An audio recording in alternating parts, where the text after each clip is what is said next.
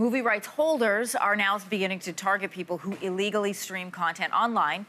This is being done with lawsuits that could cost thousands. And a Supreme Court of Canada ruling expected out today could potentially open the floodgates to even more court cases. Could also lead to a spike in your home internet bill. Joining us from Ottawa this morning is James Plotkin. Good to have you with us. Morning.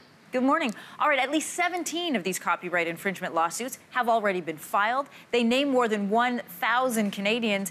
How does the process work? How can a movie rights holder know that their content has been illegally streamed? And how can they then target people with a court case? So very quickly, there's a distinction between streaming and downloading. All of these lawsuits pertain to downloading on something called the BitTorrent protocol. That's just a minor detail, and there are also, at this point, tens of thousands of Canadians that are targeted by these lawsuits in combination.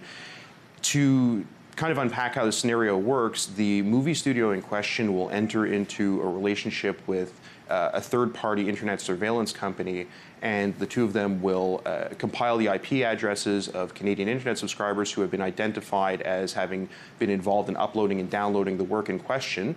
The lawsuit will be issued against a number of John Does, each one representing one of the IP addresses, and then the plaintiff will seek what's called a Norwich order from the ISP or a number of ISPs to disclose the subscriber data of those individuals behind the IP addresses so that they could be sent the statements of claim and a letter.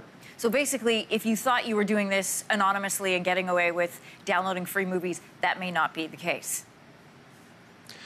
Well, I think it's important to draw a distinction between the one who does the downloading and uploading and the internet subscriber. Those might be one and the same, but they may not be. And in fact, several of my clients confirm for me that they have not only never downloaded the film in question, but don't even know what BitTorrent is and have never downloaded a movie before.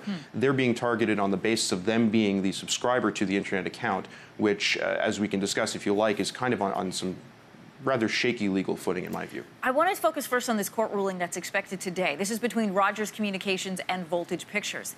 How will this case potentially allow for more of these kinds of lawsuits and maybe even lead to a hike in our internet bills? So that case deals with whether the ISP can charge the plaintiff a fee for disclosure of the records we were just talking about that are disclosed pursuant to the Norwich order.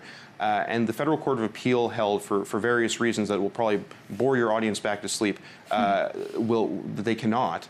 And the Supreme Court is actually handing down a ruling today to determine whether, in fact, that's the case. Now, the conventional wisdom, or at least the conventional speculation, is that if the Supreme Court confirms the Federal Court of Appeal, thereby saying that absent an action from Parliament, the ISP cannot charge for disclosing these records, I think the fear is that there will be the floodgates will open and a number of other movie studios will begin these lawsuits and it will proliferate in that way. Although, I mean, that all remains to be seen. And as far as the hike in the internet bill, I think that fear is born of the contention that the ISPs will pass the cost of complying with these orders down to the consumer, and I think that'll vary on a case-by-case basis depending on the ISP. We will be watching with interest to see what happens at the Supreme Court of Canada this morning. James Plotkin, thanks very much. And our reminder to our viewers, your morning is owned by Bell Media.